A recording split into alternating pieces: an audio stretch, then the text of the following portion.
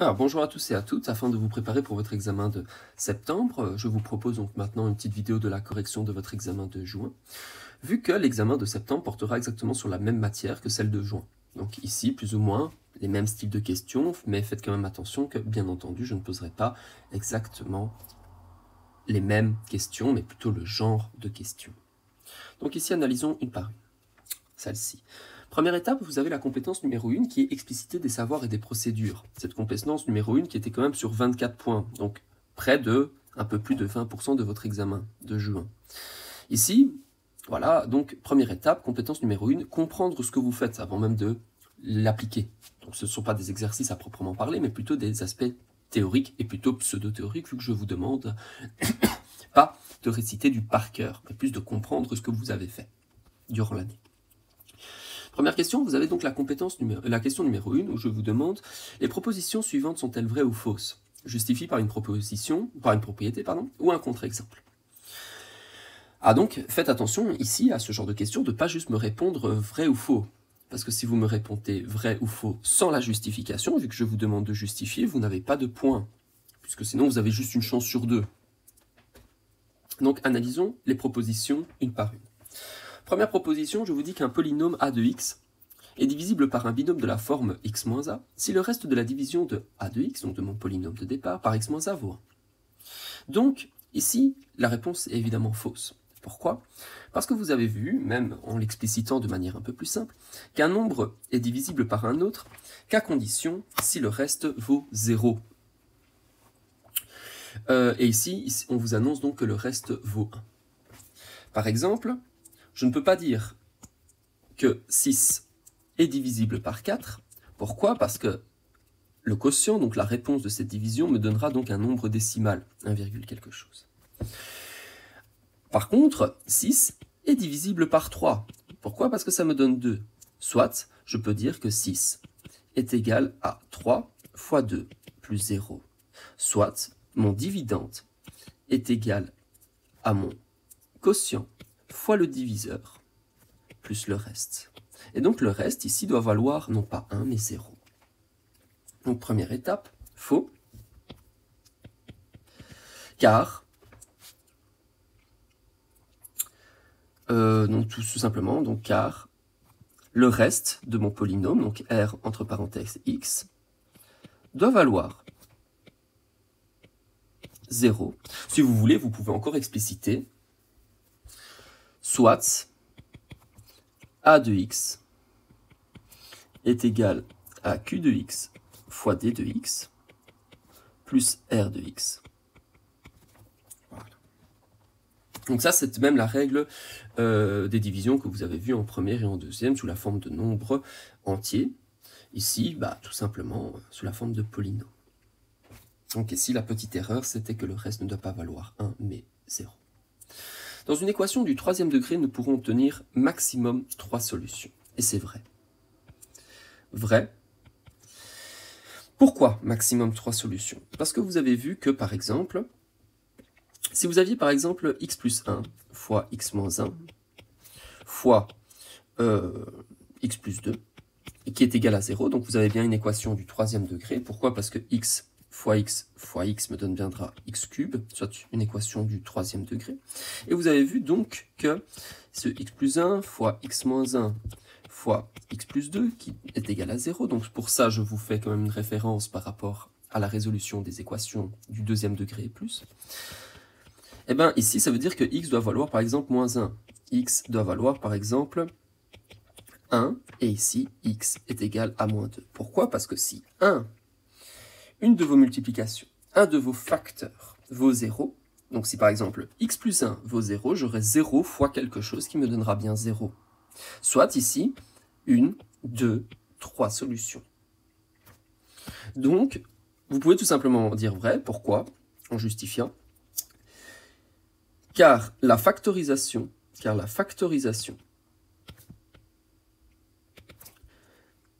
d'un polynôme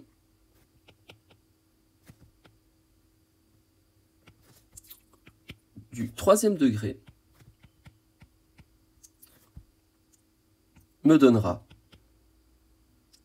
maximum donc 3 facteurs. Par exemple, c'est une manière de justifier. En tout cas, essayez de me faire comprendre que vous avez compris le pourquoi du comment. Et pourquoi je vous dis maximum 3 et pas 3 tout court? Parce que ici, par exemple, quand vous avez x plus 1 au carré, donc par exemple x plus 1 fois x plus 1 fois x moins 1, qui est égal à 0, puisque c'est une équation. Le premier facteur, x doit valoir moins 1. Dans le deuxième facteur, x doit valoir aussi moins 1.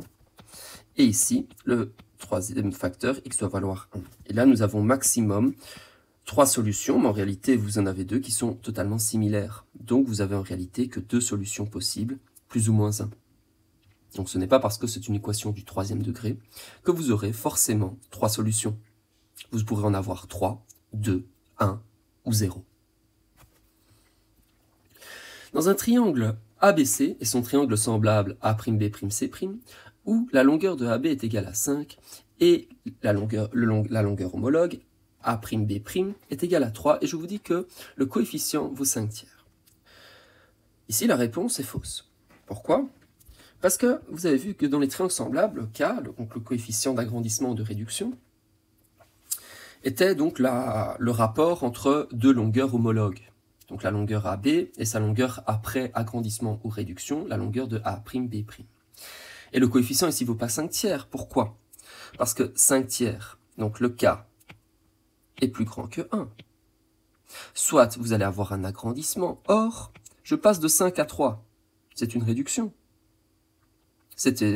Donc ici la réponse n'était pas 5/3, mais 3/5. Pourquoi? Parce que vous avez vu, donc c'était pas vrai, pardon, excusez-moi, c'était faux.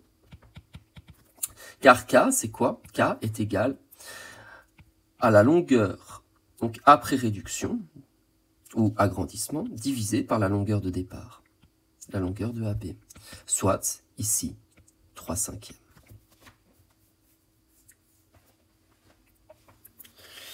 Pour la dernière proposition, je vous dis que toute fonction du type y est égale à mx se représente par une droite passant par l'origine du repère. Ben c'est vrai. Pourquoi? Donc l'origine du repère, hop, quand vous avez un repère cartésien, ceci c'est donc bien l'origine. Soit, vous avez vu que donc une fonction du premier degré s'écrivait toujours sous la forme de y est égale à mx plus p, où m c'est la pente, et p l'ordonnée à l'origine. L'ordonnée à l'origine, c'était quoi? Eh bien, c'était l'intersection de ma fonction avec donc l'axe des abscisses, l'axe des ordonnées, pardon. Voilà. Ici, donc la réponse est vraie. Pourquoi? Parce que y est égal à mx, ça veut dire que donc y est égal à mx plus p, où p est égal à 0. C'est pour ça qu'il n'apparaît pas ici, tout simplement. En fait, je ne marque pas le plus 0, il ne sert à rien. Donc l'ordonnée à l'origine vaut 0. Voilà. Et si l'ordonnée à l'origine vaut 0, donc, hop, donc si je n'ai pas une intersection ici, mais une intersection là, ça veut dire que ma fonction passe bien, donc par l'origine du repère. Deuxième, en utilisant uniquement les renseignements fournis par le dessin, justifie si le triangle ABC et le triangle DEC sont semblables ou non. Donc ici, vous étiez dans les triangles semblables. Vous aviez vu donc 3 manières de justifier ça. Soit par le CCC, soit par le AA, soit par le CAC. Donc côté, côté, côté, angle, angle, ou côté, angle, côté. Et ici, vous n'aviez aucune information des côtés du triangle. Donc la seule manière de justifier ça, c'était par le AA. Autant que ce triangle, et ce triangle est bien 2 angles de même amplitude. Première étape, ils ont en effet 2 angles de 90 degrés, 2 angles perpendiculaires, donc 2 angles de 90 degrés, puisque c'est marqué tout simplement dans mon schéma. Et puis le deuxième angle, s'il y en a un, eh ben, vous avez ce triangle et ce triangle. Et vous voyez bien que dans ce triangle et celui-ci, vous avez un angle en commun, lui. Donc, finalement, les 2 triangles sont bien semblables. Ils sont semblables car AA, deux points, et là il fallait évidemment me dire quel angle ils avaient en commun. Donc, 1, vous pouvez me dire que l'amplitude de l'angle ABC est égale à l'amplitude de l'angle DEC, qui est égale à 90 degrés. 2, vous pouvez donc m'indiquer que l'angle BCA, donc l'amplitude de l'angle BCA, est égale à l'amplitude de l'angle DCE,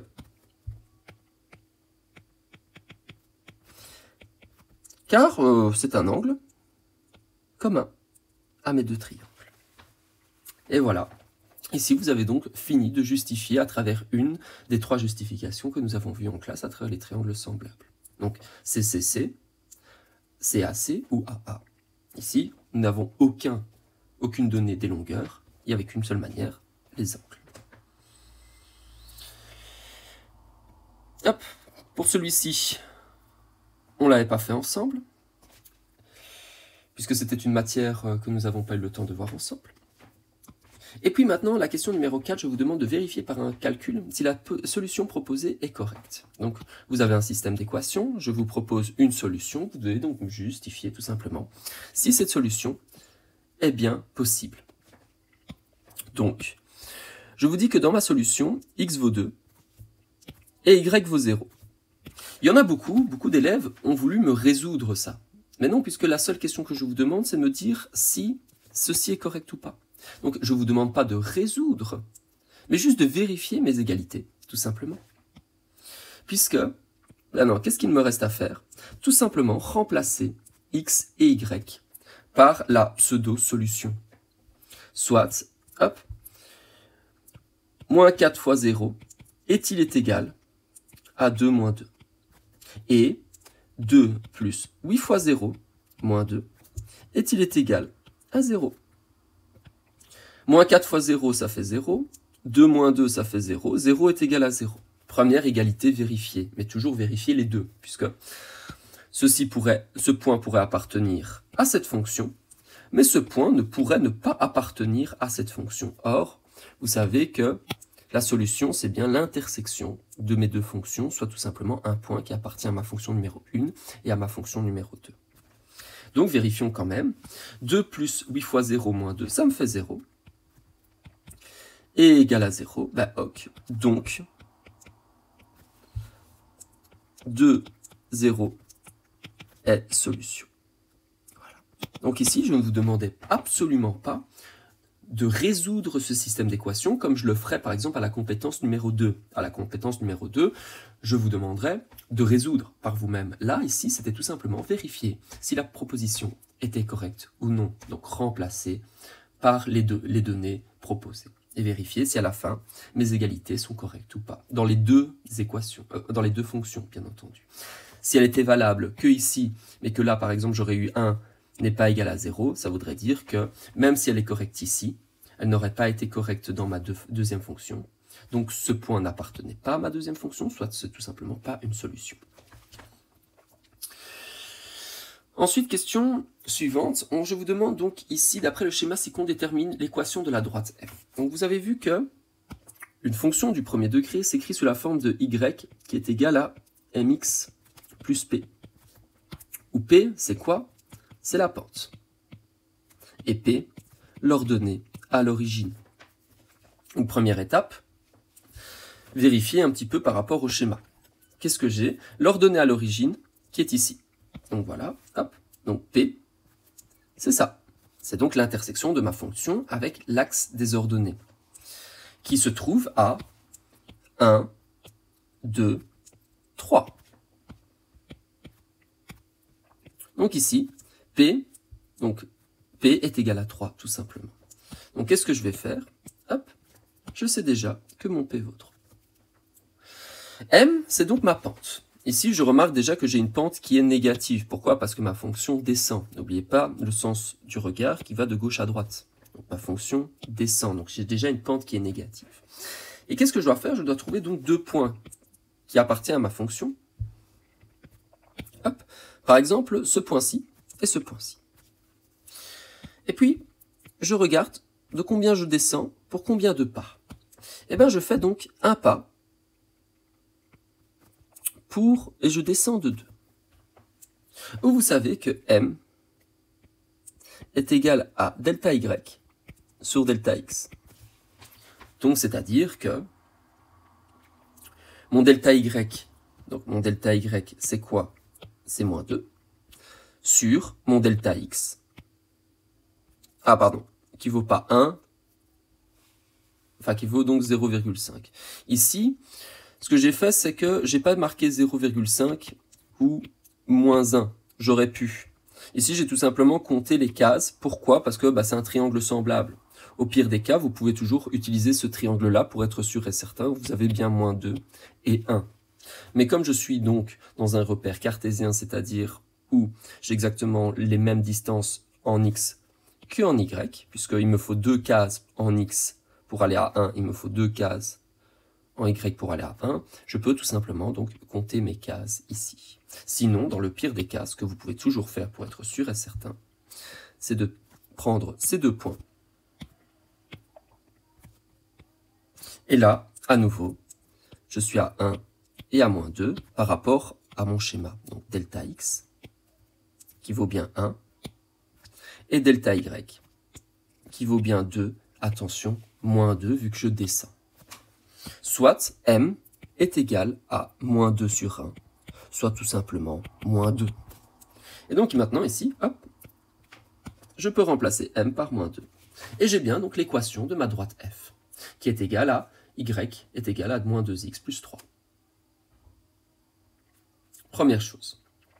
Son ordonnée à l'origine, nous l'avions déjà cherché, puisque c'est quoi? L'intersection avec l'axe des abscisses. Ses racines, alors là il s'agit de l'intersection de la fonction avec l'axe des abscisses, et donc ici, hop,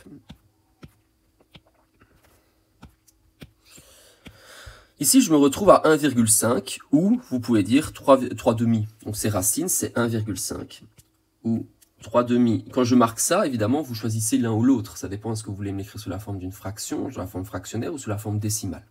Les deux, évidemment, sont acceptés. Et voilà. Donc, première chose, la seule chose qu'il fallait réellement calculer, c'était quoi? C'était donc la pente. Le reste, l'ordonnée à l'origine et les racines, il suffisait, entre guillemets, de regarder son schéma et de vérifier donc les intersections avec l'axe des abscisses et l'axe des ordonnées. Ensuite, nous avons son domaine. Le domaine de ma fonction, c'est quoi? Donc, c'est toutes les valeurs que x peut avoir. Ici, x, en sachant évidemment que ma fonction continue, x peut prendre donc n'importe quelle valeur, puisque quand x vaut 1, j'ai bien une image en 1. Quand x vaut 0,5, j'ai bien une image en 2. Quand x vaut 0, j'ai bien une image en 3. C'est-à-dire que peu importe les valeurs de x, donc x peut prendre n'importe quelle valeur, j'aurai toujours une image de cette fonction. Donc, quel est son domaine? L'ensemble des réels. Son image, c'est pareil, mais cette fois-ci pour y. C'est-à-dire que quand y vaut 2, j'ai bien un antécédent à 0,5. Quand y vaut 1, j'ai bien une réponse en x vaut 1. Quand y vaut 0, j'ai bien un antécédent en 1,5, etc. Donc ici, peu importe les valeurs de y, j'aurai toujours un antécédent. Donc l'ensemble, donc l'image de cette fonction, c'est également l'ensemble des réels ici. Pour ici, donc, je vous demande l'antécédent à 2. Donc ici, évidemment, c'était plutôt une question liée à un vocabulaire. C'est quoi un antécédent? C'est quoi une image? Donc l'antécédent, c'est donc bien la réponse, entre guillemets, des x quand y vaut 2, l'antécédent à 2, c'est-à-dire quand y vaut 2, que vaut son antécédent? Eh bien, il vaut 0,5, puisque ici, j'ai bien 2, 0,5 comme coordonnée de ma fonction quand y vaut 2. Donc, que vaut son antécédent à 2? 0,5, tout simplement. Que vaut son image à 1? Donc, c'est-à-dire quand x vaut 1, quelle est l'image de cette fonction? 1. Puisque ici, donc ce point, cette coordonnée est bien en 1. Donc, l'image, quand x vaut 1, c'est 1. Et voilà, là vous aviez donc fini la question cette question. Et je vous demandais exactement la même, mais non plus sous la forme d'une équation du premier degré, donc plus une fonction du premier degré, mais sous la forme donc d'une parabole.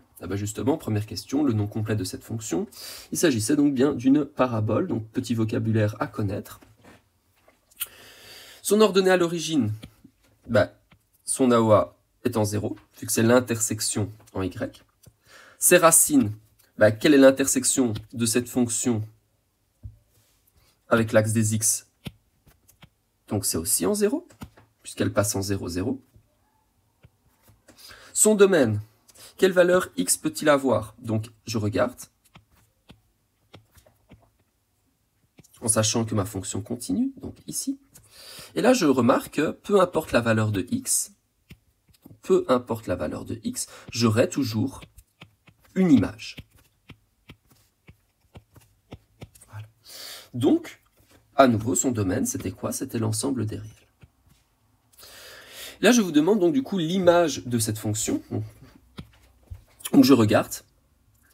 Et là, je me rends compte de quelque chose qui est, par exemple, quand y vaut 1, j'ai bien une réponse.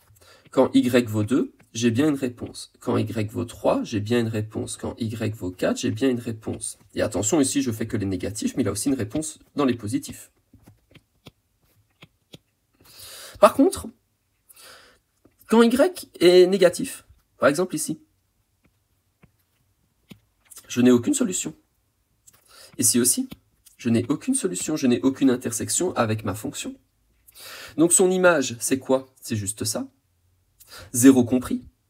Donc il s'agissait de l'ensemble des réels positifs, puisque je n'ai pas d'image quand y est négatif. Donc ici, son image, c'est quoi? C'est l'ensemble des réels positifs. Le ou les antécédents à 1. Donc à nouveau, quand y vaut 1, que vaut x? Quand y vaut 1, x vaut 1, mais quand y vaut 1, x vaut également moins 1. Puisque vous avez une coordonnée en moins 1, 1, et vous avez une coordonnée en 1, 1. Donc quand y vaut 1, j'ai deux solutions possibles, 1 et moins 1. L'image à 2, c'est-à-dire quand x vaut 2, donc quand x vaut 2, que vaut son image? Il vaut donc 2, 3, 4. Voilà, tout simplement. Pourquoi? Parce que j'ai bien une coordonnée en 2, 4. Donc l'image de cette fonction quand x vaut 2, c'est 4.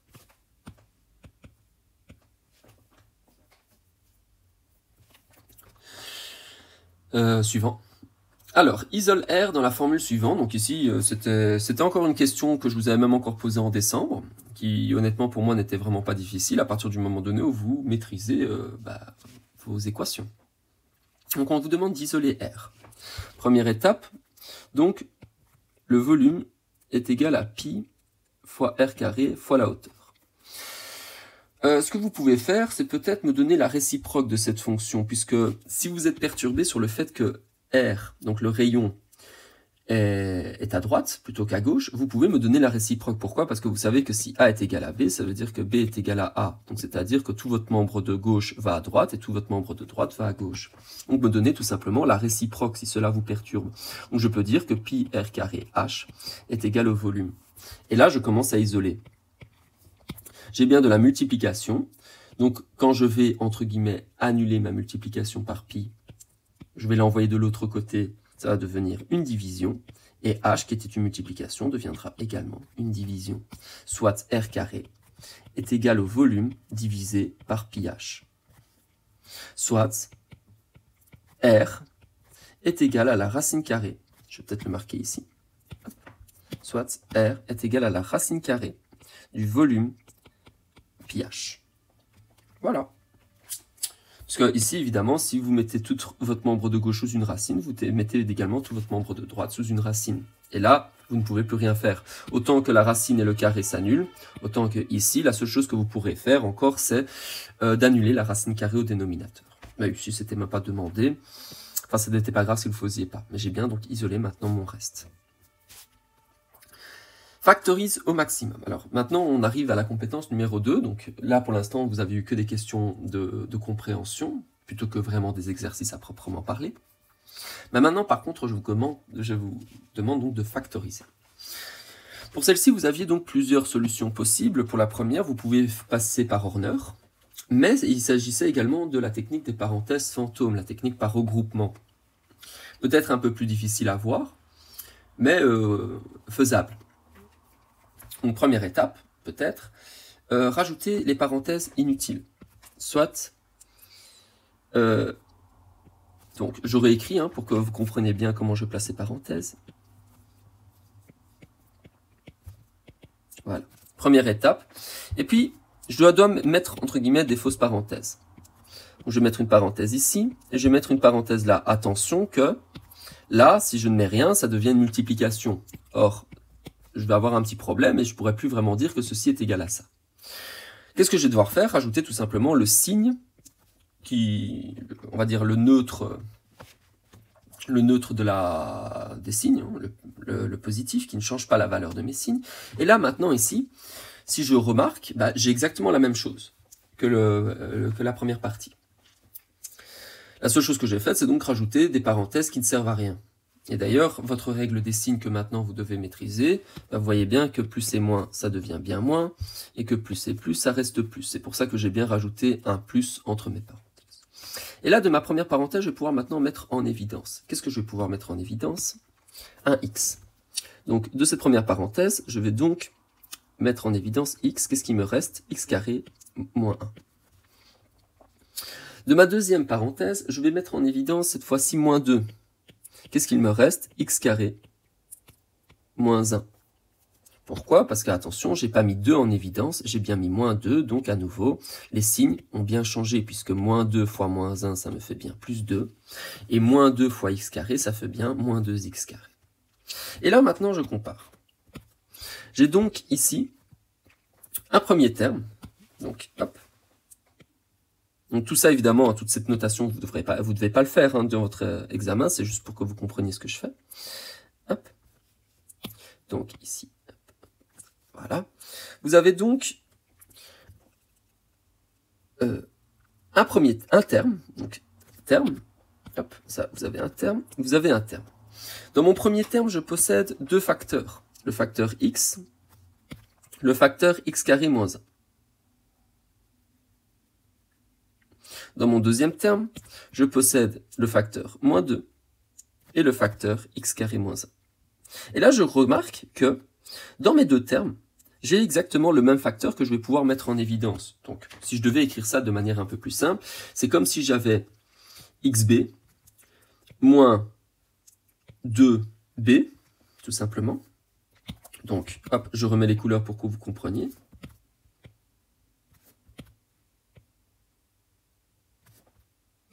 Voilà. Et là, vous avez appris, même si c'est de manière un peu plus simple, donc vous avez bien deux termes, et dans mes deux termes, je possède exactement le même facteur. Qu'est-ce que je vais pouvoir faire? Mettre en évidence, je mets en évidence quoi? B. Il me reste quoi? X moins 2.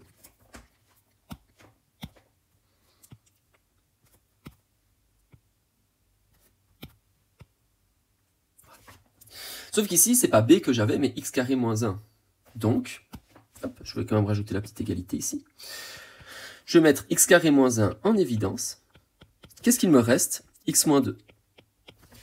Donc, hop, je remets mes couleurs. Donc, voilà. Donc, il s'agit, entre guillemets, d'un niveau un tout petit peu plus difficile que ceci, mais si vous avez compris ça, il ne devrait pas y avoir de problème là-dessus à partir du moment donné où vous comprenez bien le système de facteurs et de termes et de facteurs identiques dans mes termes. Et là, maintenant, j'ai bien factorisé. La seule chose que je peux encore faire, c'est donc factoriser x carré moins 1, puisque je vous demande au maximum, toujours. Et x carré moins 1, il s'agit bien d'un binôme du second degré, où vous avez vu donc que a carré moins b carré est égal à a plus b fois a moins b. Sauf qu'ici, j'ai pas a, j'ai x. Enfin, mon a carré, c'est mon x carré, et mon b carré, c'est 1. Donc, je vais devoir réfléchir sous la forme de racine carrée. X carré moins 1, c'est donc la forme, c'est le binôme conjugué de x plus 1 fois x moins 1. Donc ça, c'était ma partie en bleu. Puisque la racine carrée de 1, c'est 1. Donc, ici, nickel. Et j'ai fini. Là, maintenant, je ne peux absolument plus rien faire. J'ai factorisé à mon maximum. Première factorisation.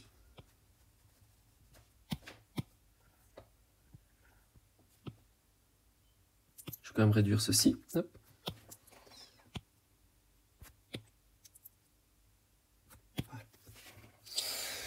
Deuxième partie, donc nous avions la factorisation. Ici, qu'est-ce que je remarque? Donc, il s'agit d'un trinôme, un binôme positif, un monôme positif, un monôme négatif, un monôme positif. Donc, ça me fait penser peut-être à mon a carré moins 2ab plus b carré.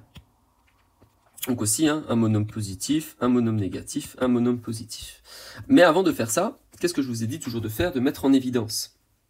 Donc, qu'est-ce que je vais pouvoir mettre en évidence? Dans la partie littérale, rien. Pourquoi? Parce que lui, il possède des A, lui aussi, mais pas lui. Il possède des B, lui aussi, mais pas lui. Donc dans la partie littérale, je ne peux absolument rien mettre en évidence. Par contre, dans les coefficients de mes monômes, c'est-à-dire 8, moins 24 et 18, là, par contre, ils ont tous un diviseur commun, qui est donc 2. Donc je peux mettre 2 en évidence. Qu'est-ce qu'il me reste? 4a carré, moins 12ab, plus 9b carré. Et là, maintenant, j'ai bien la forme, j'ai toujours ma forme de a carré moins 2ab plus b carré. Donc ici, j'aurais écrit à côté, donc a carré moins 2ab plus b carré, qui vient de quoi? Qui vient de a moins b au carré. Toujours en vérifiant évidemment mon moins 2ab. Donc qu'est-ce que je vais devoir faire? Pour passer de a carré à a, je vais donc réfléchir sous la forme de racine carrée. Donc la racine carrée de 4a carré, la racine carrée de 4 c'est 2, la racine carrée de a carré c'est a. Donc je recopie tout d'abord le 2 fois. Donc je vais avoir 2a moins, puisque ici j'ai bien moins b. De nouveau, qu'est-ce que je dois faire? Réfléchir sous la forme de racine carrée. La racine carrée de 9 c'est 3, la racine carrée de b carré c'est b moins 3. Moins 3b au carré. Et là maintenant je dois vérifier. Je dois vérifier quoi? Mon moins 12ab. Donc, qu'est-ce que je vais devoir faire? 2 fois 3, ça fait 6, fois 2, puisque c'est bien 2 fois AB, ça me fait bien 12, et A fois B, ça me fait bien AB, donc j'ai bien vérifié mon moins 2AB. Et là, j'ai fini, donc, la factorisation.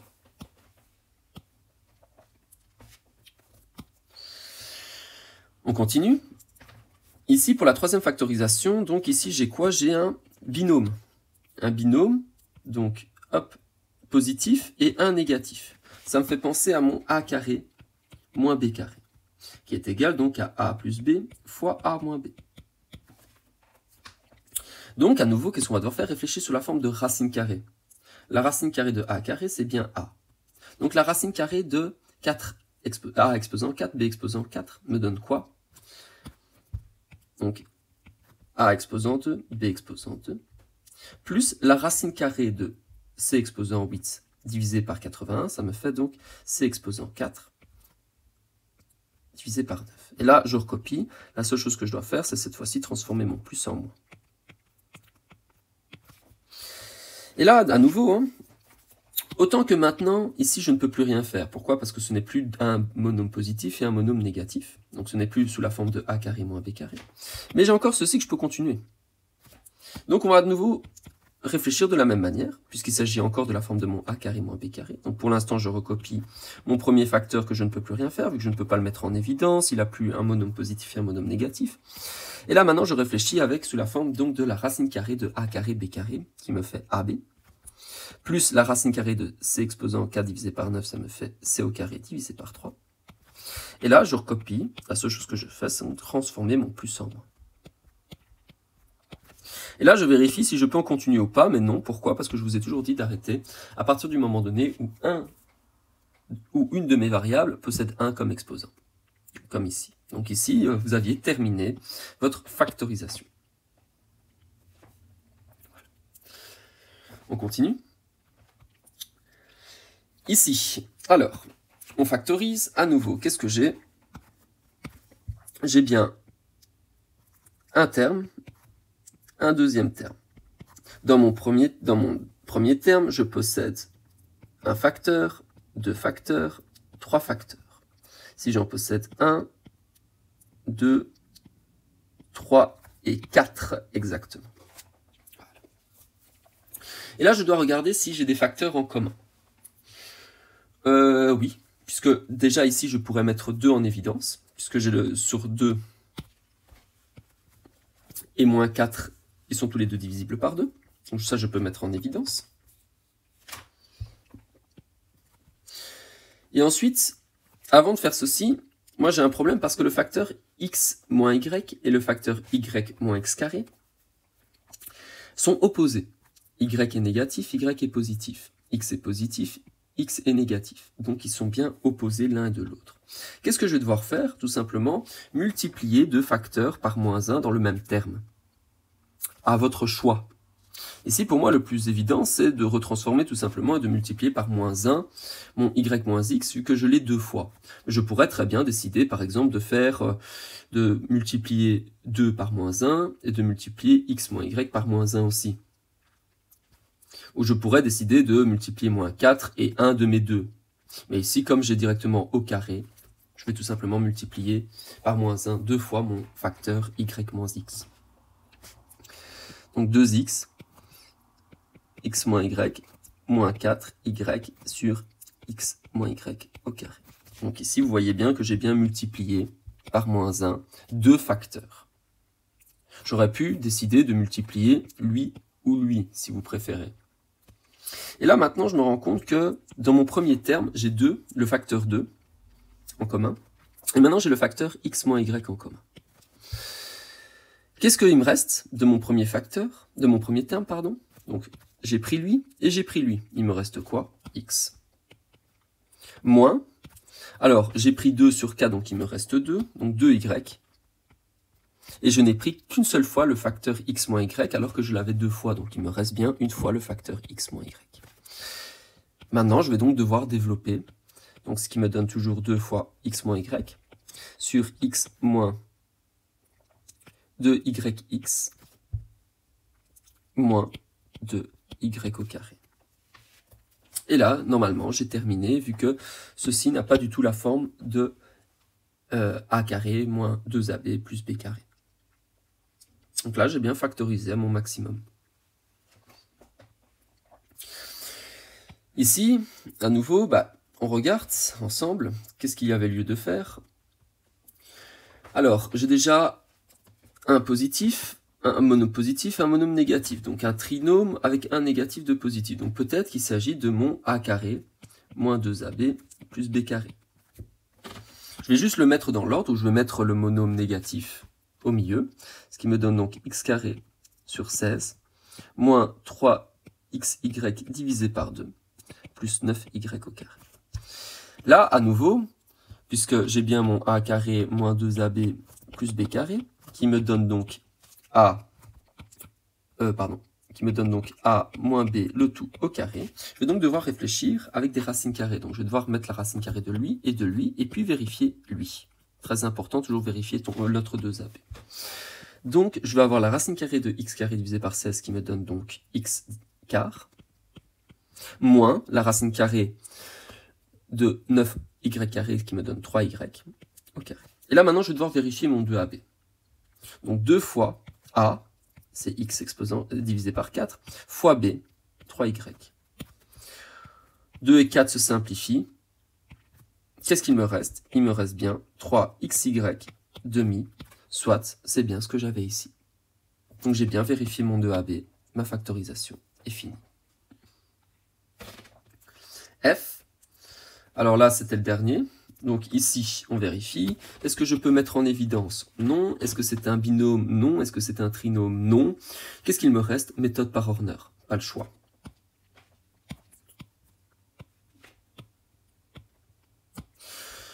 Il est déjà trié dans l'ordre décroissant, donc je n'ai plus qu'à écrire tout simplement les coefficients. Donc 1, moins 2, moins 5 et 6. Donc 1, moins 2, moins 5 et 6. Et là, je vais devoir donc regarder les diviseurs de 6. Il est divisible par plus ou moins 1. Vérifions déjà.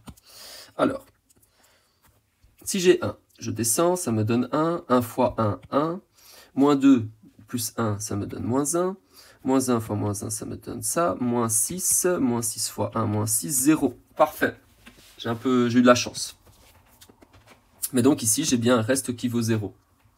Soit, première étape, vu que nous avons trouvé A, vu que c'est sous la forme de x moins A, où A est égal à 1, donc je vais avoir donc déjà première étape x moins 1. Voilà. Pourquoi? Parce que, je répète, hop, ici nous avons quoi? Donc ça c'est x moins A. Et fois, ce que nous avons ici, tout simplement, donc nous avions des x cubes, donc ici nous allons avoir des x carrés, des x et des x exposant 0, donc tout simplement mon terme indépendant. Donc qu'est-ce qui me reste? X au carré moins x moins 6. Première étape. Et nous pouvons continuer puisque nous pouvons encore factoriser tout ceci. En tout cas, nous devons vérifier si c'est factorisable ou pas. Alors cette fois-ci, les coefficients, c'est 1, moins 1 et moins 6. Donc 1, moins 1 et moins 6. Je continue avec mon 1. Je descends. 1 fois 1, 1. Moins 1, 0. Ah, c'est pas possible. Je ne continue pas. Pourquoi? Parce que ici, je ne vais pas avoir un reste qui vaut 0. Donc j'efface. Moins 1 cette fois-ci. Je descends le 1. 1. Moins 1, moins 1. Ce qui me donne moins 2. Moins 2, ça me donne 2. Toujours pas 0, vu que je vais avoir moins 4. Donc tant que je n'ai pas un reste qui vaut 0, ce n'est pas donc factorisable. Parce que je dois avoir un reste de 0 pour qu'il le soit. Puis je vais vérifier avec 2, puisque 2 également est un diviseur naturel de moins 6. 1, 2, 1, 2, moins 4, toujours pas. J'essaye maintenant avec moins 2, je descends toujours le 1, ce qui me donne moins 2, ce qui me donne moins 3, moins 2 fois moins 3, 6, 0, parfait, j'ai enfin trouvé donc là où mon reste vaut 0, quand A vaut moins 2. À nouveau, ça c'est de la forme de x moins A, où A est égal à moins 2. Donc je vais avoir x moins moins 2, donc soit x plus 2 prendre l'opposé. Donc, ceci, je reviens, donc j'ai toujours mon facteur x moins 1, fois cette fois-ci x plus 2. Pourquoi? Parce que j'ai bien l'opposé, puisque si A vaut moins 2, c'est-à-dire que mon x moins A, c'est x plus 2, fois, maintenant, x moins 3. Et voilà, donc ici, maintenant, vous avez fini la factorisation, puisque vous avez bien factorisé au maximum. Faites toujours attention de bien vérifier si le facteur ici n'est pas, vous ne pouvez pas continuer tout simplement. Ensuite, la question numéro 9, nous la passons, vu que nous ne l'avons pas vue ensemble en cours. Question. Soit un triangle ABC dont la base mesure 25 cm et la hauteur 10 cm.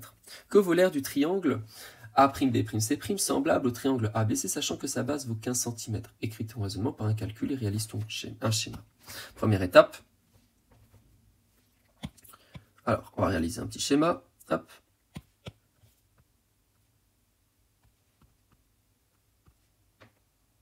Voilà. Je fais un schéma assez rapide. Donc j'ai ABC. J'ai A', B', C'. Donc on vous dit qu'ils sont semblables, ils le sont. Et on vous dit que la base mesure 25 cm. Donc ici, la base 25 cm. Et la hauteur vaut 10.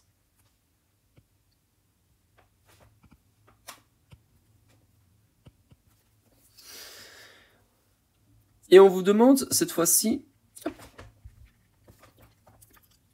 donc on vous demande l'aire du triangle A'B'C'. Sa base vaut 15 cm. Ok, 15 cm.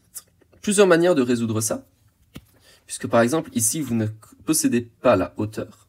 Hop, simplement. Donc ici, vous ne possédez pas la hauteur. Par contre, ce que vous savez, c'est le rapport.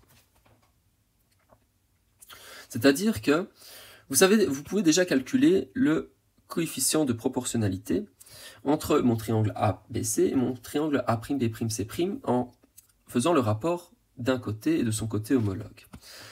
K, donc K, est égal à la longueur de B'C' divisé par la longueur de BC, soit 15 divisé par 25.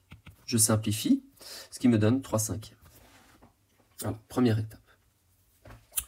Vous savez que l'aire du triangle ABC, c'est la base fois la hauteur divisée par 2. Donc la base fois la hauteur divisée par 2, soit 25 fois 10. Donc 25 fois 10 divisé par 2. Vous avez également vu en cours que le rapport entre l'aire des deux triangles, c'est k exposant 2. Donc c'est k au carré. Donc vous avez vu que l'aire de A'B'C', c'est l'aire du triangle ABC, donc du triangle de départ, fois k au carré, fois le rapport de le coefficient de similitude élevé au carré.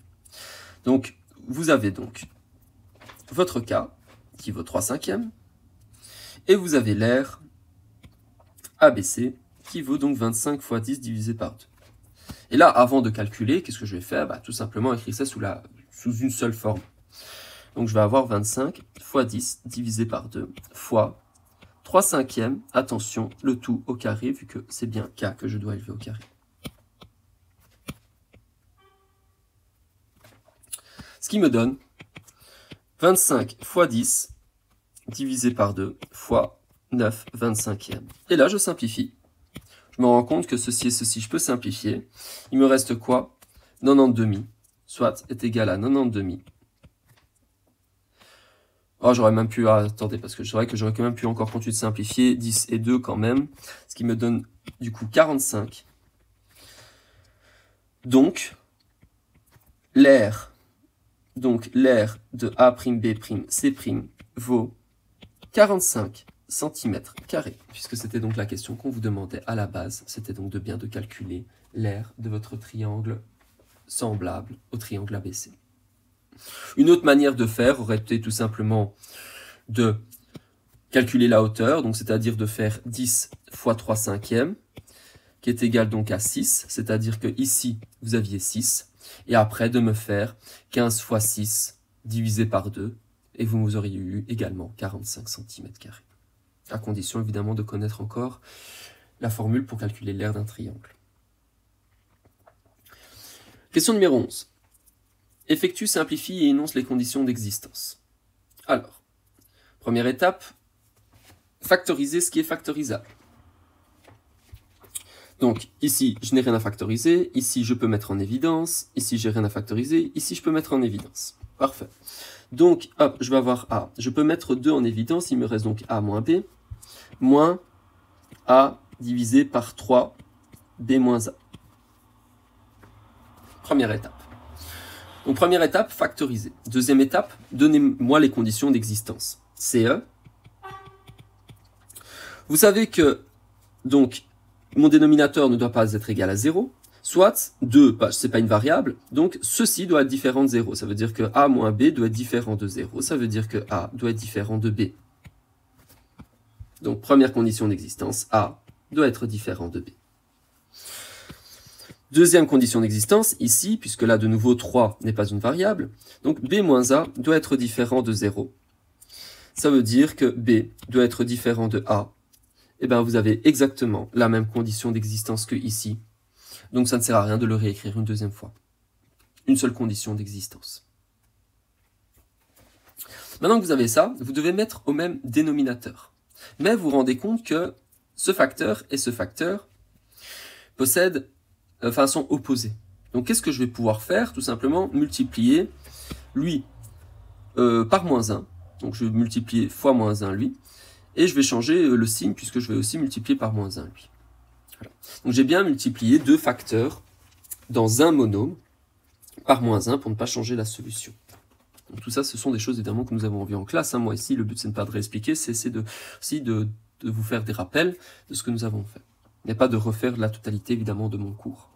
Ce qui me donne A égale à 2 fois A moins B plus A divisé par 3. Alors, soit vous m'écrivez moins B plus A, soit vous m'écrivez A moins B tout simplement.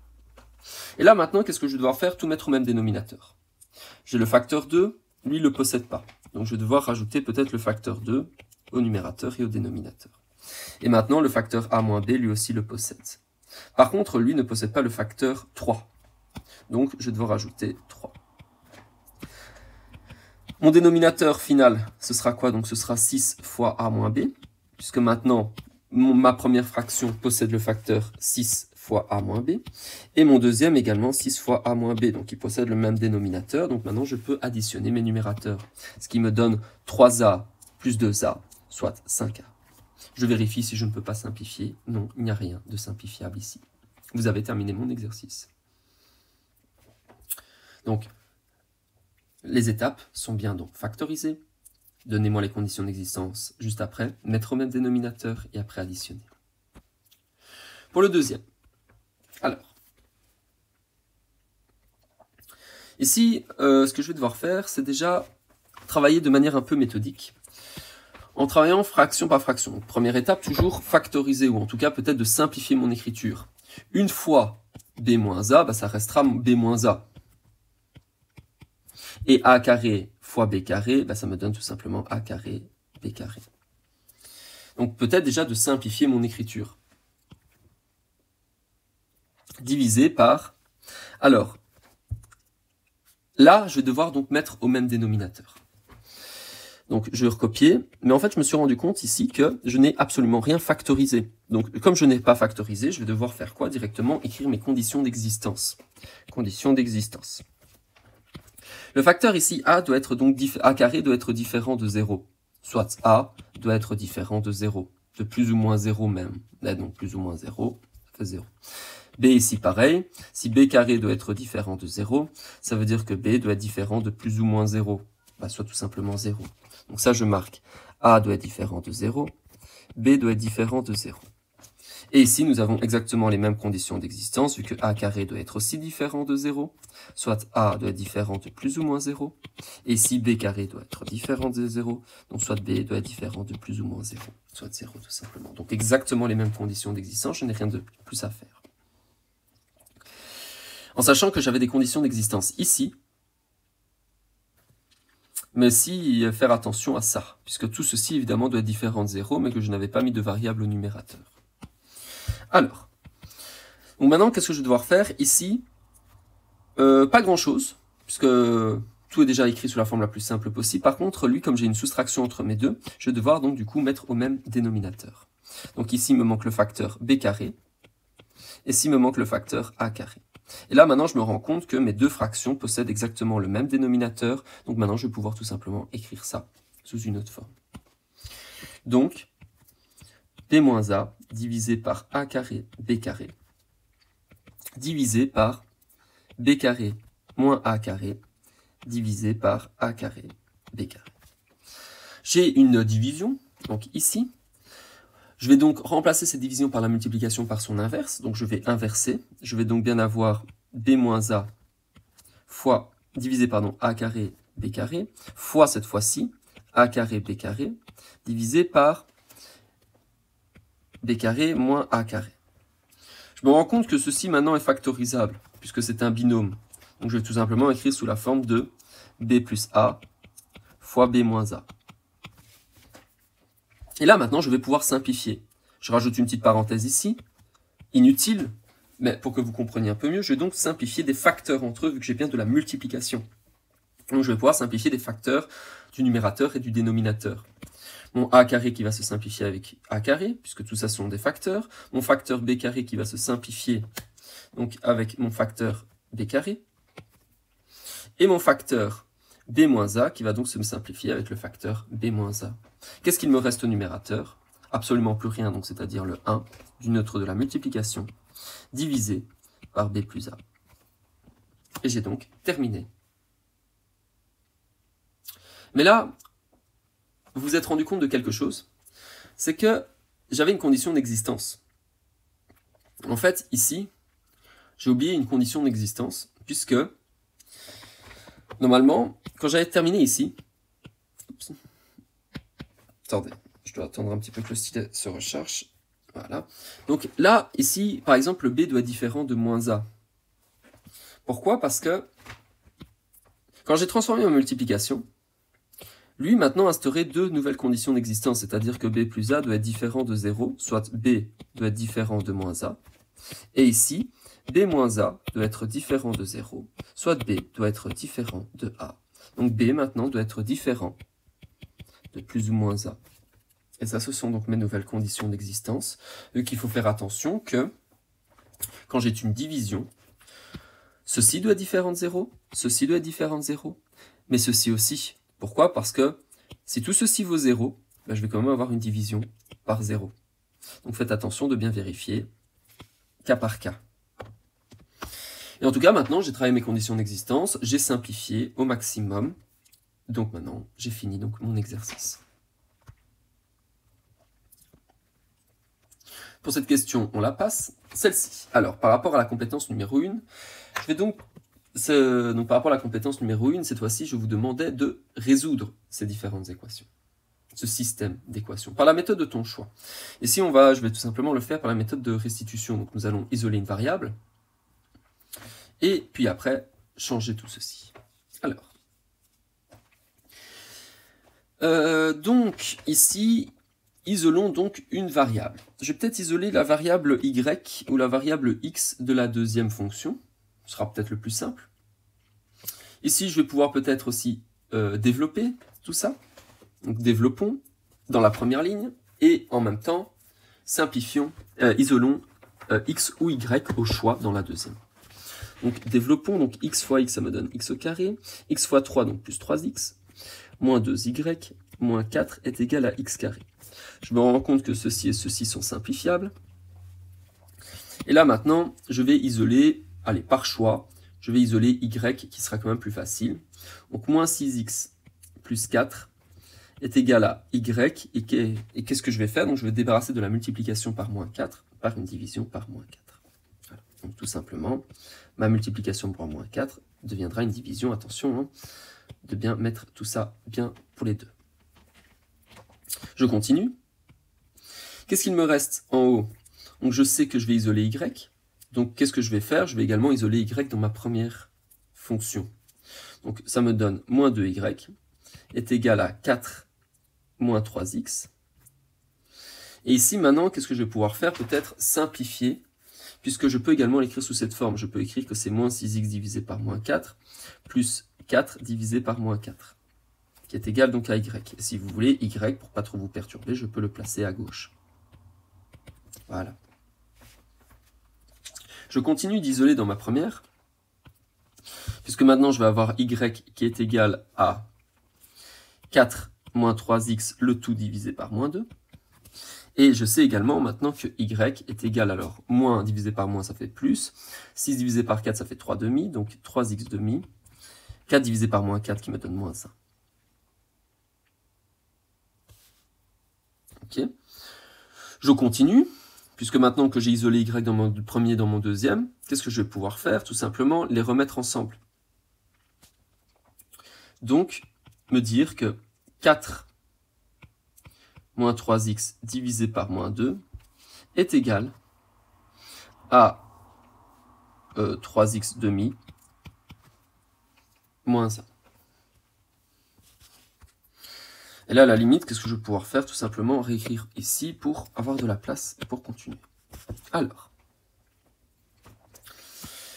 donc je dois isoler, remettre. Alors, qu'est-ce qu'on va faire? Nous avons une équation donc du premier degré, donc je vais pouvoir peut-être tout mettre au même dénominateur.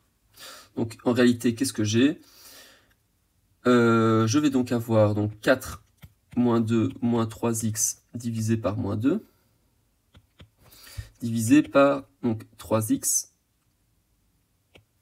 demi moins 1. Je me rends compte que 4 divisé par moins 2, ça me fait moins 2. 3x demi est égal à 3x demi moins 1, soit, si je mettais tout ça au même, donc si je triais, je me rendrais compte que lui, hop, bon, je peux encore faire une étape en plus, hein, ça veut dire que 3x demi moins 3x demi égale à moins 1 plus 2, soit 0, puisque ceci et ceci s'annulent. Donc 0 égale à 1. Et c'est faux. 0 n'est pas égal à 1. En fait, ici, il n'y avait aucune solution possible. Soit il n'y a pas de solution. La solution ici, c'est l'ensemble vide. Ça veut dire tout simplement que mes deux fonctions sont parallèles. Puisque je cherche bien donc l'intersection de deux droites. Une coordonnée qui appartient bien à la fonction numéro 1 et à la fonction numéro 2. Ici, en fait, je me rends compte qu'il n'y a pas de solution. Ils sont parallèles. Et d'ailleurs, je pourrais même le prouver d'une autre manière. Bon, après, c'est dans un cas spécifique, donc c'est pour ça que je n'ai pas résolu de cette manière. Mais c'est vrai que si vous hésitez, vous pouvez toujours vérifier. Puisque je vais l'écrire donc sous la forme de y est égal à mx plus p. Donc, à nouveau, qu'est-ce que je vais faire? Je développe. Donc ça, tout ça, c'est juste pour vous prouver. X carré se simplifie.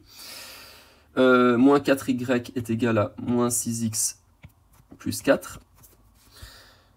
Soit, je peux tout simplement dire que moins 2y est égal à moins 3x plus 4. Et donc, que y est égal à moins 6x divisé par moins 4, plus 4 divisé par moins 4.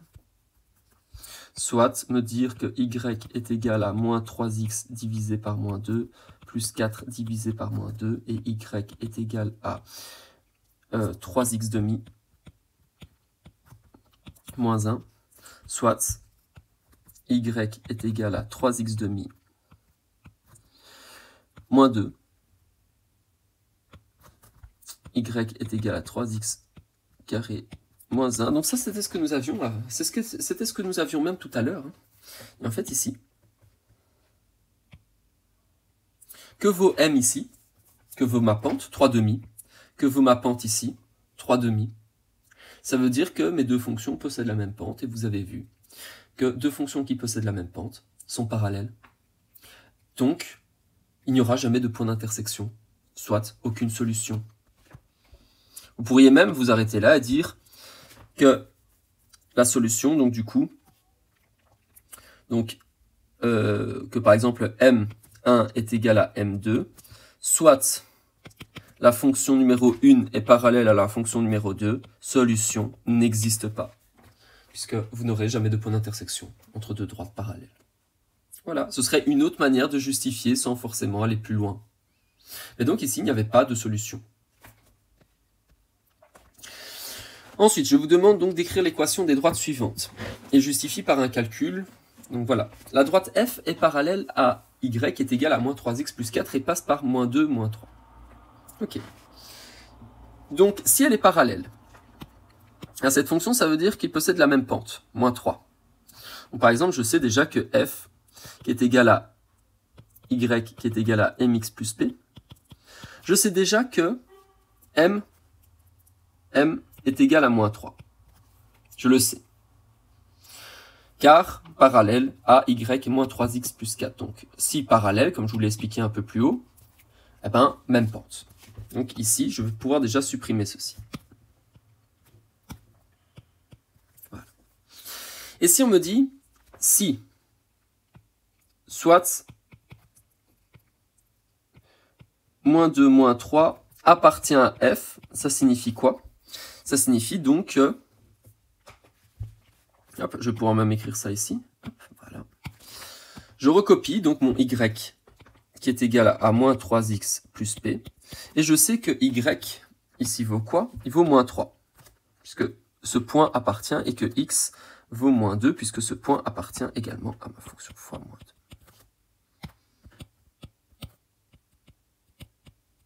2. Donc je rajoute les couleurs pour être sûr que vous compreniez. Moins 2, moins 2, moins 3, moins 3. Que j'ai tout simplement remplacé dans tout de base. Vous n'avez plus qu'une seule inconnue.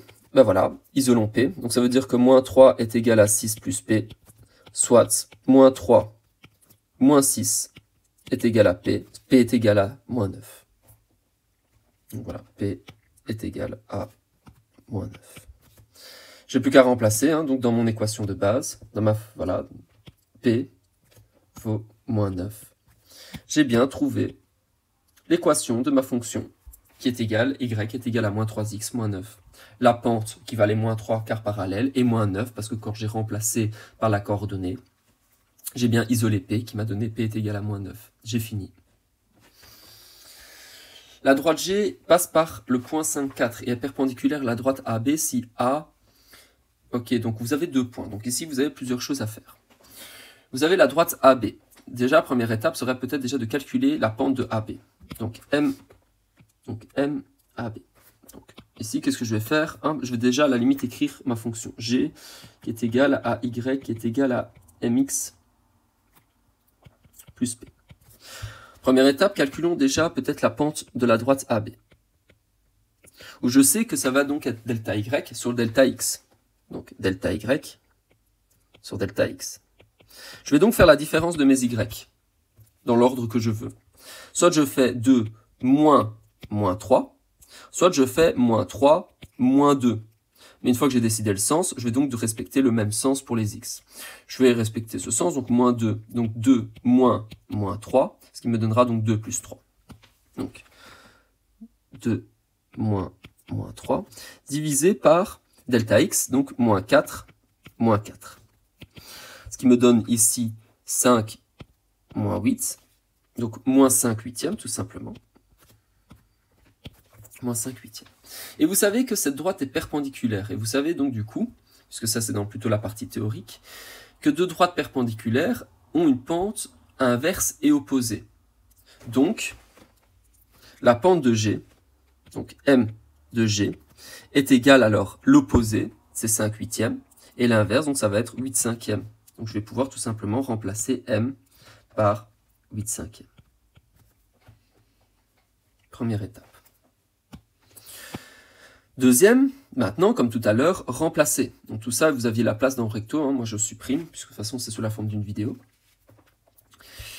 Soit, vous savez également que 5, 4 appartient à ma droite G. Soit, vous pouvez tout simplement dire que dans Y est égal à 8 cinquièmes de X plus P. Donc voilà, à nouveau, si vous voulez, je mets les couleurs. Hop. Y.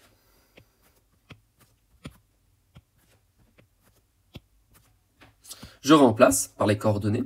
Donc 4 est égal à 8 cinquièmes fois 5 plus P.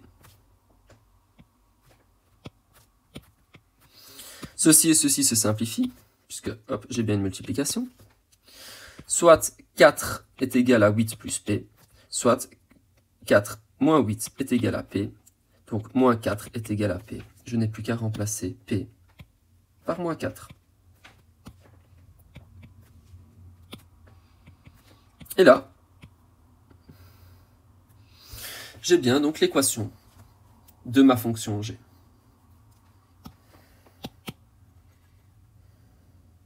Je laisse les solutions finales, de toute façon vous pouvez toujours revenir en arrière hein, sous la forme d'une vidéo. Ensuite, la droite H passant par le point A et B. Première étape, peut-être calculer la pente de AB. Donc de nouveau, hein, H est égal à Y est égal à MX plus P. Première étape, calculons la pente, qui passe par 2 points, donc toujours un delta Y sur delta X. Donc delta Y, je vais donc avoir moins 8 moins 2, divisé par moins 2 moins 6. Soit moins 8 plus 2 égale à moins 8, soit moins 6 moins 8, qui est égal donc à 3 quarts. Voilà. Première étape, j'ai bien calculé la pente, puisque j'ai 2 points. Hein. Donc ici, faites juste attention. Hein. Donc c'est pas parce que vous avez une coordonnée négative que vous ne devez pas faire la différence. Donc c'est bien moins, et puis votre nombre négatif. Et puis vous appliquez évidemment la règle des signes. Donc voilà. Donc première étape, la pente, que j'ai 3 quarts. P, à nouveau, hein, toujours pareil, en fait, il s'agissait de 3 exercices différents, mais le raisonnement est toujours la même. Donc soit, vous choisissez un des 2 points qui appartient à H.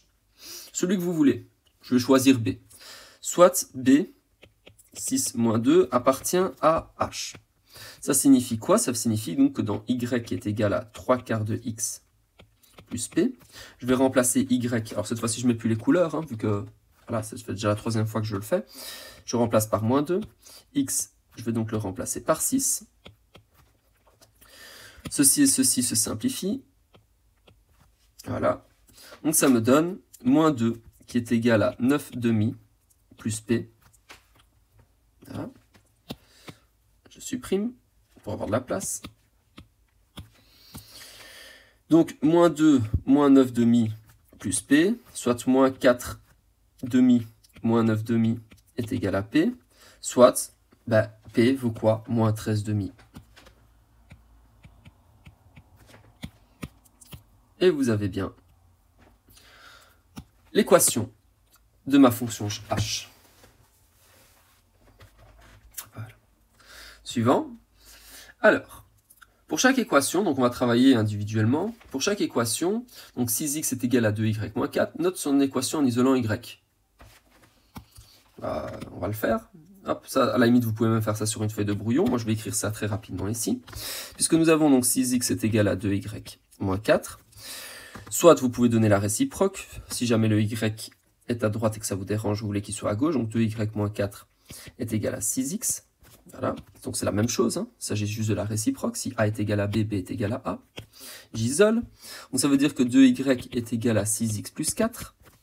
Soit y est égal à 6x demi plus 4 demi. Je simplifie. Alors pour ceux qui ne comprennent pas cette étape, hein, je fais référence quand même aux anciens exercices. Hein. Si je divise tout ça par 2, je dois diviser donc tout ceci par 2. Hein. Et après, j'ai juste séparé mes dénominateurs pour l'écrire sous une autre forme pour pouvoir plus simplifier, plus facilement. Soit y est égal à 3x, donc y est égal à 3x plus 2. Voilà, première étape, j'ai bien isolé mon équation, y est égal à 3x plus 2. On vous demande donc je vous demande de le représenter graphiquement. Vous savez que P, donc plus 2, c'est quoi? C'est mon ordonnée à l'origine. Donc ici, la seule chose que je vais faire, c'est peut-être annoter hop, ma graduation. Voilà, j'ai décidé. Donc mon plus 2, je sais que je vais donc avoir une ordonnée à l'origine de 2. Donc ici. Voilà. 3 qui est ma pente. Donc je sais que pour un pas, je vais monter de 3. Donc par exemple ici. Puisqu'un l'ordonnée à l'origine, donc ici j'ai bien en 2, et j'ai bien ma pente de 3 parce que hop, je monte de 3 cases, delta y sur delta x pour un pas. Donc maintenant, j'ai 2 points. Comme c'est une fonction du premier degré, donc c'est bien une droite. Voilà. J'ai donc quelque chose qui ressemble à ça.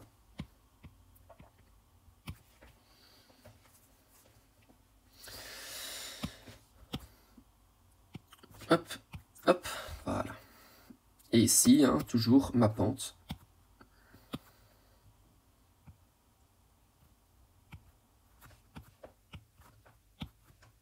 Je ne suis pas obligé, hein, à nouveau, tout ce que je suis en train de faire, vous n'êtes pas obligé de le faire pour l'examen, c'est vraiment pour que vous compreniez un maximum. Voilà. Donc, représente graphiquement. Donne ça ou ses racines. Ça veut dire que je vous demande ceci. Ça veut dire, dans cette fonction, y est égal à 3x plus 2, quand y vaut 0, donc c'est ça, hein, sa racine c'est ça, quand y vaut 0, que vaut x? Que vaut x quand y vaut 0? Je remplace. Ça veut dire que j'ai la fonction y est égale à 3x plus 2. C'est ce que j'avais trouvé. Et je vous demande sa racine, c'est-à-dire quand y vaut 0, que vaut x? Je vais remplacer y par 0. Puisque ça, je connais. Et là, il s'agit d'une équation du premier degré. Vu que vous savez me dire, donc du coup, hop, je vais écrire ça à côté, j'aurai plus de place. Ça veut dire que moins 2 est égal à 3x, soit x est égal à moins 2 tiers. Donc sa racine, ce sera quoi? Moins 2 tiers. Voilà. C'est-à-dire que ici, j'ai bien une intersection en moins 2 tiers, 0. Quand y vaut 0, x vaut moins 2 tiers. Donc j'ai bien sa racine, qui vaut moins 2 tiers. Son domaine, est-ce que j'ai des conditions d'existence en x? Est-ce qu'il y a des valeurs que x ne peut pas avoir? Non, puisque regardez, à chaque fois, j'ai bien une valeur. Alors, sachant que ça continue, hein. Peu importe la valeur de x, je vais toujours avoir une solution en y. Donc son domaine, c'est quoi? C'est les réels. Donne son nom complet. Alors, il s'agit ici d'une fonction du premier degré. Donc, soit vous devez me dire si c'est une fonction qui passe par l'ordonnée ou l'origine, ou est-ce que c'est une fonction qui, justement, a une ordonnée à l'origine différente de 0? Est-ce que c'est une fonction linéaire ou est-ce que c'est une fonction affine? Et là, malheureusement, la seule chose que vous devez connaître, c'est votre vocabulaire. Une fonction affine, donc c'est bien une fonction qui ne passe pas par l'ordonnée, par l'origine, pardon. Et une fonction linéaire est une fonction qui passe par l'origine. Donc c'est quoi? C'est une fonction affine. Donne son image, à nouveau, ici. Est-ce qu'il y a des valeurs que, quand y a, je n'ai pas de solution en x? Non, je n'en ai pas pour ça, hein, donc je vous le réexplique rapidement. Je vous réinvite à voir la question liée à la compétence numéro 1. Donne son image, l'ensemble des réels également. Et vous avez terminé pour cette question. Deuxième, moins x est égal à 0, donc j'isole y. Donc si y carré moins x est égal à 0, ça veut dire que y carré est égal à x, soit y est égal à la racine carrée de x. Donc j'isole y. Donc y est égal à la racine carrée de x. Soit maintenant, pour ça, je dois, ici, c'est pas une fonction du premier degré, donc c'est pas une fonction, c'est pas une droite. Qu'est-ce que je dois refaire? Peut-être un tableau des signes, un tableau de valeurs, pour y et pour x. Quand y vaut 0, bah, la racine carrée de 0, c'est quoi? C'est plus ou moins 0. Quand y vaut 1, que vaut la racine carrée de 1? Eh ben, plus ou moins 1. Quand y vaut 4, quand y vaut 2, pardon, bah, x doit valoir 4, quoi? Plus ou moins 4. Etc., etc., etc. Ça va? Donc ici, qu'est-ce que je vais avoir? Je vais avoir une coordonnée en 0, 0. Donc là, je vais changer par rapport à tout à l'heure. Hop. Donc j'ai une coordonnée en 0, 0. Quand y vaut 1, j'ai deux solutions. X vaut 1 et x vaut moins 1. Quand y vaut 2, j'ai deux solutions. J'ai 4, donc ici. Et ici. Etc., etc., etc. Qu'est-ce que j'ai en réalité? Hop. Donc ici, je vais tout simplement relier donc, toutes les solutions évidemment intermédiaires, hein, vu que c'est juste que c'est plus facile pour moi de calculer les solutions pour des nombres entiers. Mais donc voilà, ici, j'ai quoi? J'ai donc bien une parabole. Donc donne ses racines vous les avez calculées. Bah, d'ailleurs, quand y vaut 0, que doit valoir x? Bah 0. J'ai bien une racine en 0. Que vaut son domaine? Peu importe les valeurs de x, je vais toujours avoir une réponse en y. Donc, l'ensemble des réels. Donne son nom complet, c'est quoi? C'est une parabole. Son image, à nouveau. Pour chaque valeur positive de y, j'ai une réponse en x. Mais quand y est négatif, je n'ai pas de solution. Je n'ai pas de réponse.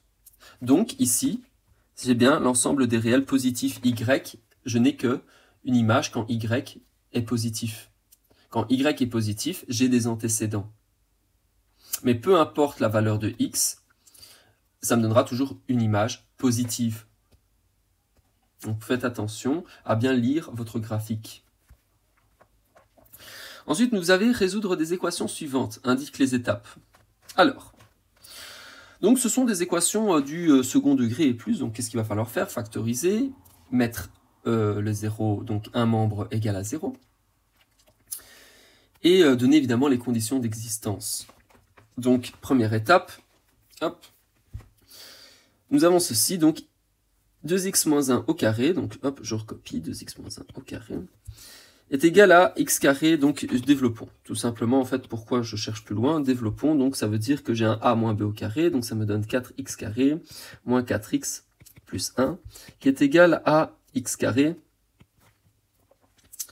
moins 10x, pardon, plus 10x plus 25. On va tout mettre d'un côté. Donc ça va me mettre 4x carré moins 4x plus 1 moins x carré moins 10x moins 25, qui est égal à 0. Donc hop, petit symbole d'équivalence. toujours apprécié. Donc, pour l'instant, nous avons ceci, réduisons, ce qui me donne 3x carré, moins 14x, moins 24, qui est égal à 0. Et là, ici, nous devons donc maintenant factoriser ceci, méthode par Horner, puisque je ne vois que ça, puisque je ne peux pas mettre en évidence. Ce n'est pas un trinôme tel que je le connais. Méthode par Horner. Let's go. 3 moins 14 moins 24. Alors, on va tester, hein, mais c'est vrai que il faudrait idéalement réfléchir un tout petit peu. Puisque je dois avoir donc... on va tester cette fois-ci un peu dans les grands, ce sera plus simple. Testons avec 6. Déjà, je me doute que je dois obtenir une réponse qui est positive. 6. Donc 6, si je descends le 3, ça me donnera donc ici 18. Ça me donne 4. Et 24, parfait, 0. Donc ici, j'ai déjà donc factorisé. Puisque maintenant, je vais me retrouver avec x-6 fois 3x plus 4, qui est égal à 0. Soit le premier facteur doit être égal à 0. Donc x est égal à 6. Et dans le deuxième facteur, x doit être 3x plus 4 doit être égal à 0. Soit 3x doit être égal à moins 4, soit x est égal à moins 4 tiers. Voilà. Nous avons donc deux solutions différentes. Solution pour que tout ceci soit égal à 0. Soit x doit valoir moins 4 tiers, soit x doit valoir 6. Voilà. Et ici, nous n'avions pas de condition d'existence, évidemment, vu que nous n'avions pas donc de dénominateur. Donc, aucune raison, puisque les conditions d'existence sont liées donc à la division par 0, qui est impossible. Ensuite, maintenant, nous avons ceci. Et donc là, maintenant, je me rends compte que nous avons cette fois-ci des dénominateurs, donc des conditions d'existence. J'en possède deux. Ma première étape, simplifions tout. Donc ici, nous avons... Qu'est-ce que nous allons faire? Tout simplement déjà factoriser. Ça me paraît intéressant. Je vais pouvoir donc mettre en évidence le x carré, ce qui me donne du coup x plus 1, divisé par x plus 1, qui est égal donc alors. Ici, je me rends compte que j'ai un trinôme, mais un trinôme avec 3 binômes négatifs. Donc ça pourrait être intéressant de déjà mettre le moins en évidence, vu qu'à ce moment-là, j'aurais 3 monômes positifs, donc peut-être un a plus b au carré. Donc 4x carré plus 15x plus 9, divisé par x plus 3. Et là, vérifions si ce n'est pas un a plus b au carré, donc ça va me donner 2x, ça va me donner 3, 2x fois 3, ça me donne 6x, fois 2, 12x, donc non, puisque j'ai bien un 15x. Donc ce n'est pas un trinôme de type a plus b au carré. Donc on supprime. Et qu'est-ce que nous allons faire? Peut-être ce serait la méthode par Horner, à ce moment-là. Donc ici, il est déjà ordonné de manière décroissante. Donc hop, je me fais de la place. Donc ici, nous avons moins 4, nous avons moins 15 et nous avons moins 9. Donc déjà, 3 coefficients négatifs, donc je me doute que a doit être positif. Vérifions déjà avec... doit être négatif, pardon, justement le a. Donc ici, vérifions avec moins 1. Donc moins 4, moins 1, ça fait 4. Moins 15, 4, ça me donne moins 11. Moins 11 fois moins 1, ça me donne 11. Moins 2, non. Pas possible. On continue avec moins 3. Donc moins 4, je le descends. Moins 4 fois moins 3, ça me donne 12. Ce qui me donne moins 3, ce qui me donne 9, ce qui me donne 0. Parfait, j'ai bien résolu. Enfin, en tout cas, j'ai bien factorisé. Ce qui me donne du coup la factorisation x plus 3. Vu que j'avais trouvé moins 3, donc je prends l'opposé, évidemment, vu que c'est sous la forme de x moins a. Fois moins 4x moins 3. Voilà. Donc là, première étape. Nous avons fini de factoriser. Je travaille du coup mes conditions d'existence, mes divisions. Soit x plus 1 et x plus 3. Ça veut dire que x plus 1 doit être différent de 0, soit x doit être différent de moins 1. Première condition d'existence, CE. x doit être différent de moins 1. Deuxième condition d'existence, x doit être différent de moins 3, parce que quand x vaut 3, je vais donc avoir une division par 0. Qu'est-ce qu'il me reste à faire? Peut-être maintenant, comme c'est une équation, de mettre au même dénominateur. Donc je vais m'amuser maintenant à tout mettre au même dénominateur. À ce moment-là, hop, moi je vais faire un peu de place. Qu'est-ce qui me manque? Donc ici, je rajoute des parenthèses inutiles. Hop. Et il me manque le facteur x plus 3, que je vais donc rajouter tout simplement au x plus 3.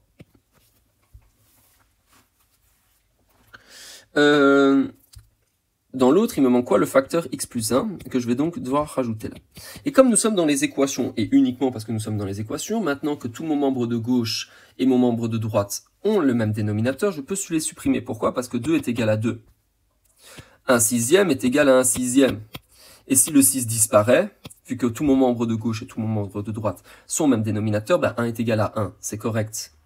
Attention de supprimer les dénominateurs dans les cas des équations. Donc, qu'est-ce qui me reste? Il me reste x carré fois x plus 1 fois x plus 3 égale à x plus 3 fois x plus 1 à moins 4x moins 3. Je vais tout mettre d'un côté, donc ici, hop, je vais recopier tout simplement mon membre de gauche, ce qui me donne x carré est égal à fois x plus 1 fois x plus 3 moins x plus 3 fois x plus 1 fois moins 4x moins 3, qui est égal du coup à 0, donc il ne me reste plus rien. Je me rends compte que dans mon premier terme et dans mon deuxième terme, j'ai le facteur x plus 3 en commun, donc ici. Et j'ai également le facteur x plus 1. Donc je vais pouvoir mettre, vu que dans mon premier terme et dans mon deuxième terme, j'ai donc bien deux facteurs identiques que je vais pouvoir donc mettre en évidence. Deuxième terme, premier terme. Donc, mettons en évidence x plus 1 et x plus 3. Qu'est-ce qu'il me reste de mon deuxième terme? De mon premier terme, il ne reste plus que le facteur x carré. Et dans mon deuxième terme, il me restait plus que le moins 4x moins 3. C'est égal à 0. Je recopie, je développe, ce qui me donne x plus 1 fois x plus 3, fois x carré plus 4x plus 3, égale à 0. Ici, je me rends compte que du coup, je pourrais encore factoriser, je peux encore factoriser peut-être le x carré plus 4x plus 3. Est-ce que c'est un type de a plus b au carré? Non, puisque là, le 2ab ne fonctionne pas. Vérifions avec Horner. Donc, vérifions avec Horner. Donc, 1, 4 et 3. Donc, je vérifie la factorisation de lui. 3 coefficients positifs, il y a de fortes chances que A soit négatif. Sinon, je ne vais jamais soustraire. Je vais d'abord essayer avec moins 1. Donc, ça me donne 1, ce qui me donne moins 1. Pardon, hop, je vais trop vite. Moins 1, ce qui me donne 3, moins 3, 0. Parfait. Donc, ici, je peux encore factoriser, ce qui me donne x plus 3 fois x plus 1 fois x plus 3.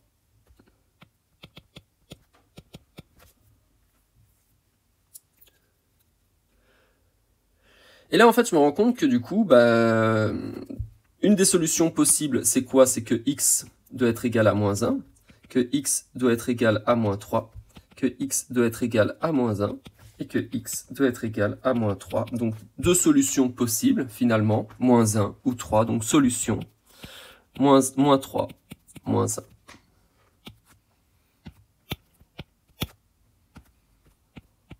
Voilà. Et ici, donc, voilà, vous avez plus ou moins le cheminement à effectuer.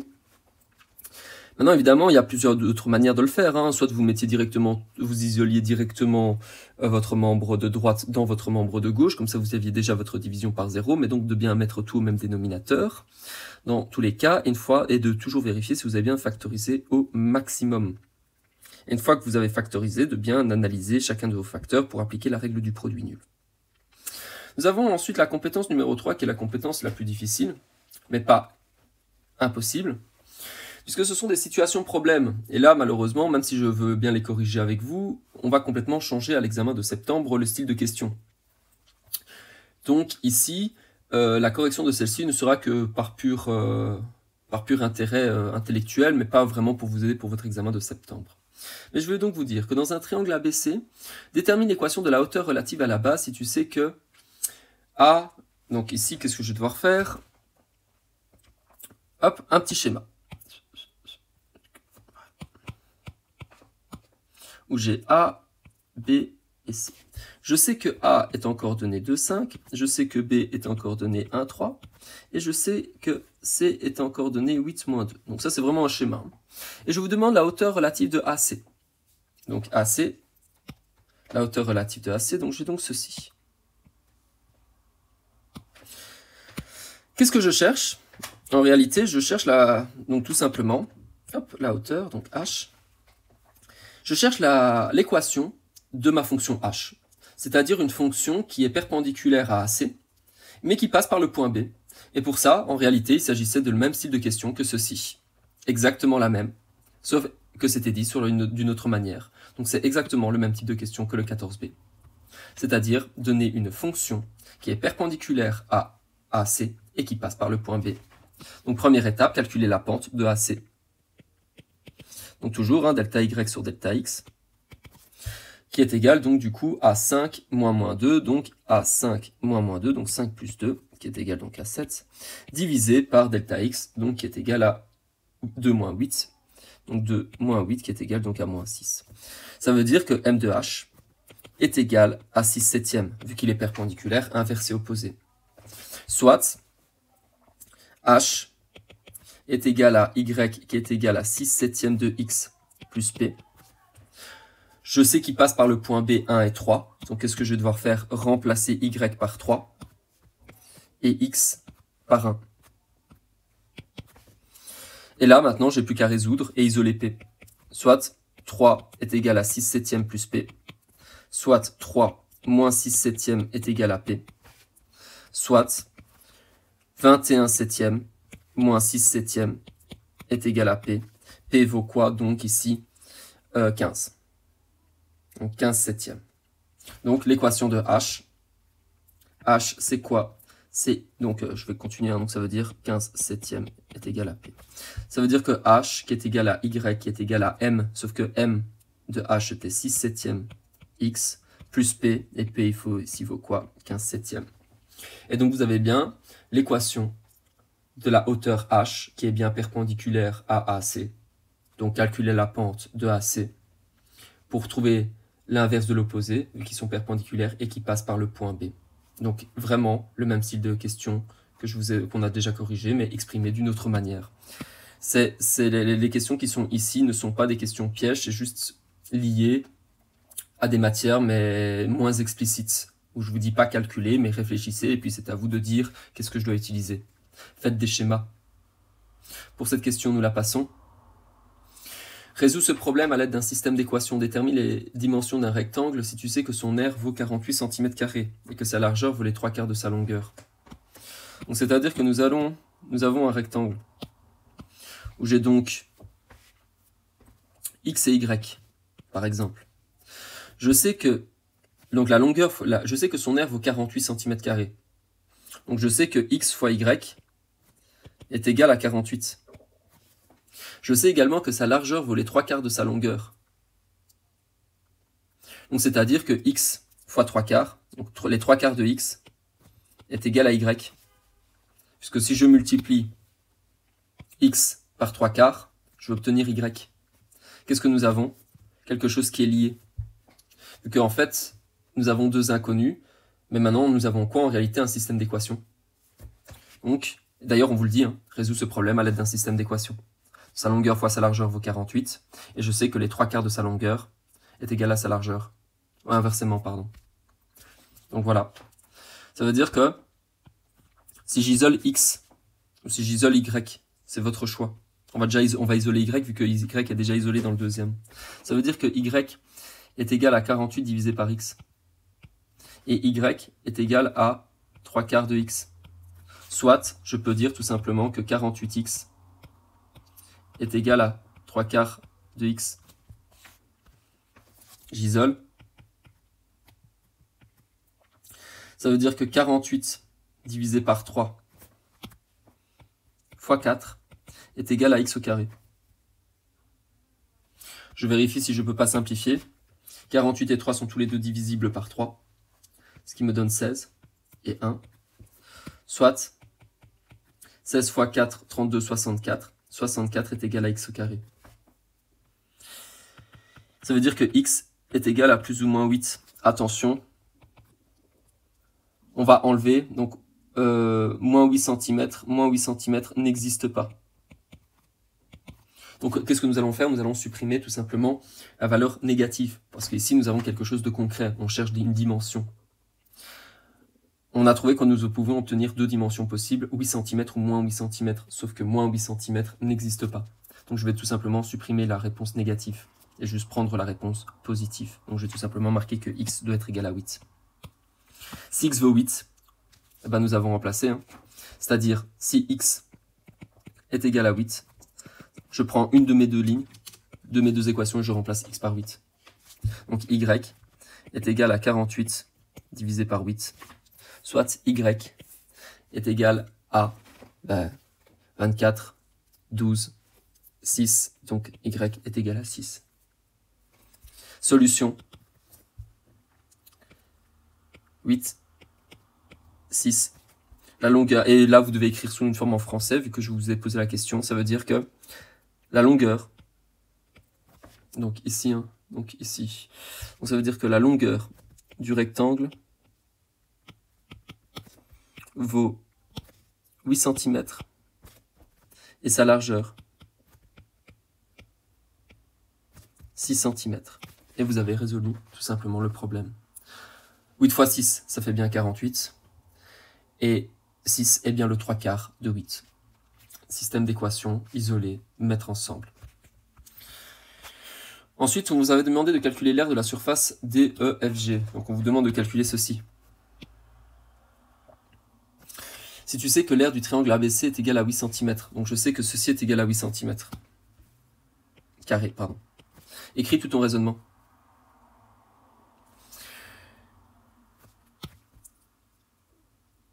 Qu'est-ce que nous allons faire pour connaître ça? Nous allons calculer tout simplement l'aire de ici, moins l'aire de ça. Parce que si nous prenons toute cette aire, et que nous retirons ceci, il nous restera quoi? Ceci. Sauf que, on est dans les triangles semblables. Attention, ici avec des aires, donc ici en fonction de k au carré. La longueur ici a été multipliée par quoi? K vaut quoi? A été multipliée par 2. Toutes les longueurs, cette longueur, a été multipliée par 2, qui m'a donné ceci. Cette longueur a été multipliée par 2, ce qui m'a donné ceci. Cette longueur a été multipliée par 2, ça ne se voit pas, parce que je n'ai pas les notations. Et donc ici, k au carré. Donc l'aire de ABC est égale à 8 cm². Ça c'est bon. L'aire de ADE est égale à l'aire d'ABC fois k au carré, c'est-à-dire cette aire, c'est cette aire fois le coefficient de proportionnalité élevé au carré. K vaut quoi ici? 2. Donc ici, nous avons quoi? 8 fois 2 au carré, soit 8 fois 4, soit 32 cm². Donc nous avons calculé quoi? Nous venons de calculer l'aire qui est ici. Et maintenant, je vais calculer l'aire qui est là. À nouveau, c'est pareil. Vu que je dis que l'aire de AFG, l'aire de AFG est égale à l'aire d'ABC fois K au carré. K ici vaut quoi? Cette longueur, pour arriver à cette longueur, a été multipliée par 3. 1, 2, 3 fois. Pareil pour ici. Cette longueur a été multipliée quoi? 1, 2, 3 fois. Donc ici, K vaut quoi? 3. C'est-à-dire 8 fois 3 au carré. Soit 8 fois 9 qui est égal à 72 cm². Pour calculer l'aire de DF, pour calculer l'aire de DEFG, c'est l'aire donc du grand triangle moins l'aire du milieu de triangle, si je puis dire. Donc soit l'aire de AFG moins l'aire d'ADE, soit 72 cm² moins 32 cm², qui est égal à 40 cm². Et vous avez bien trouvé l'aire donc du trapèze en bas. Voilà, donc ici, cet examen, essayez de voir si vous avez évidemment des questions, je suis disponible autant que possible. J'ai essayé de faire une vidéo où j'avais un minimum d'explications, mais pas trop quand même, puisque le but de cette vidéo n'était pas de redonner l'ensemble de la matière. N'hésitez pas à travailler vos exercices séparément. Si vous voyez qu'il y a des choses que vous ne comprenez absolument pas, envoyez-moi un message. Autant que c'est possible, je répondrai. En étant moi-même en vacances, voilà, je ne répondrai pas d'office comme pendant l'année, en tout cas. Mais n'hésitez pas, n'attendez pas la veille, en tout cas, ça c'est sûr et certain pour travailler votre examen. Tout est faisable. Essayez vraiment de vous concentrer et travailler un petit peu tous les jours. N'attendez pas 2 semaines avant l'examen, vous allez tomber à l'eau. Ça n'ira pas. Bon travail, je vous souhaite bonne merde.